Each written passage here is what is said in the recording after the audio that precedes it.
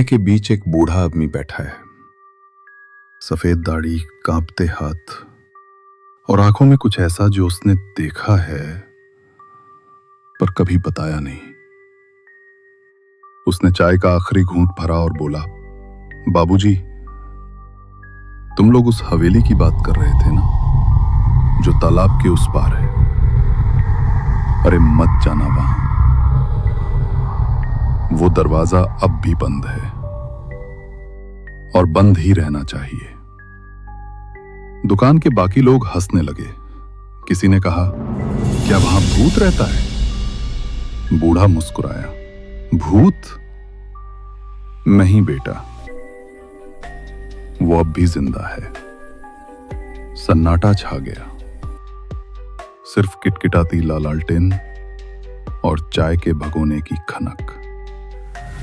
साल 1985 में ठाकुर रामसे की हवेली थी वो, और उस हवेली में कमरा नंबर 7। ठाकुर साहब ने अपनी बीवी के साथ उस कमरे में कुछ ऐसा किया था जो खुद भगवान भी देख लेते तो नजरें झुका लेते। फिर एक रात वो दरवाजा बंद हुआ और कभी खुला नहीं।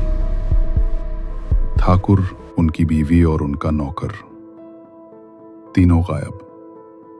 फिर एक लड़के ने कांपती आवाज में पूछा, फिर क्या बेटा? हर 10 बरस में कोई ना कोई उस हवेली में घुसता है और सुबह तक हवेली खाली रहती है। बस एक चीज बदलती है, कमरा नंबर 7 का ताला, जो हर बार नया होता है, जैसे किसी ने भीतर से बदला हो।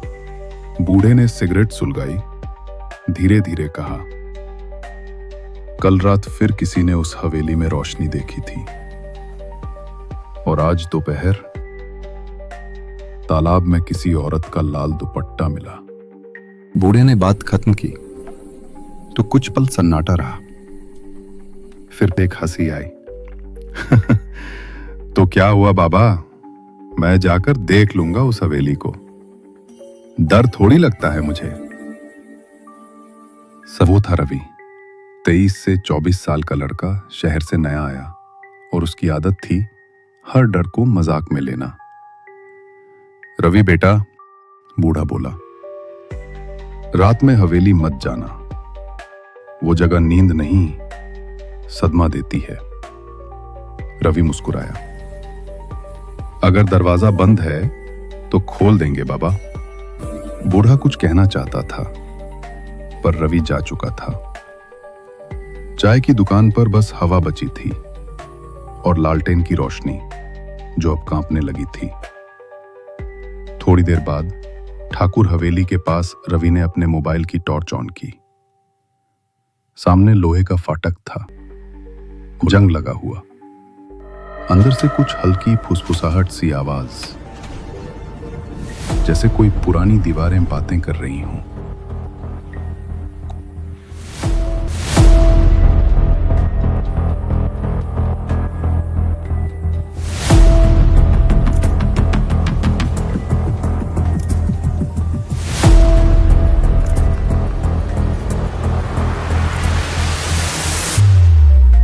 कोई है? रवि ने पुकारा। जवाब में हवेली की खिड़कियां चर्र से हिली। वो अंदर गया। मिट्टी, मकड़ी के जाले, टूटी कुर्सियां, पर बीच में वही था, कमरा नंबर 7। दरवाजा काला, उस पर लकीरें जैसे किसी ने नाखूनों से खरोंची हों, और ताला बिल्कुल नया, चमक रहा था। रवि झुककर बोला, चलो देखते हैं इस दरवाजे के पीछे आखिर है क्या। उसने चाबी का गुच्छा निकाला, पता नहीं कहां से लाया था, और ताला में एक चाबी घुमाई। क्लिक, ताला खुल गया। दरवाजा थोड़ा कांपा।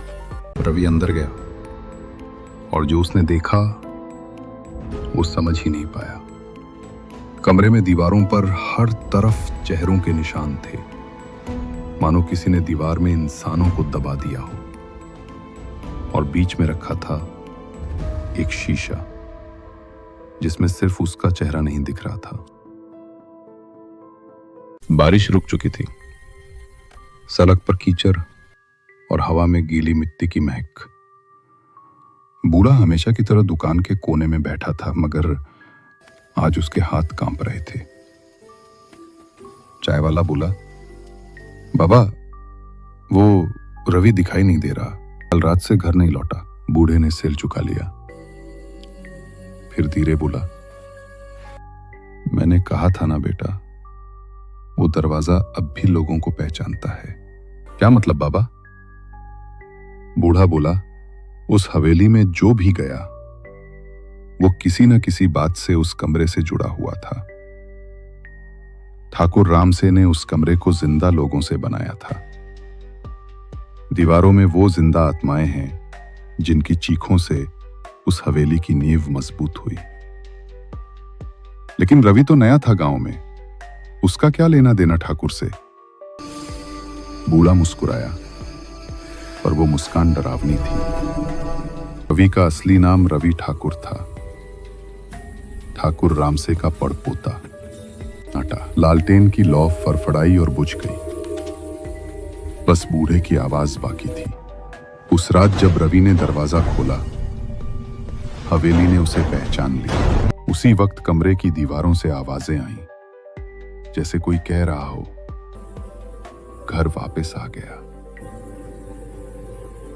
बूढ़ा चाय का घूंट लेते हुए बोला, सुबह पुलिस आई, हवेली खाली थी, बस दरवाजे पर ताला फिर नया लगा था। चाय वाला कांपते हुए बोला, बाबा, ये सब आप कैसे जानते हैं? बूढ़ा धीरे से हंसा, क्योंकि बेटा, मैं वो नौकर हूं जिसने पहली बार वो दरवाजा बंद किया था।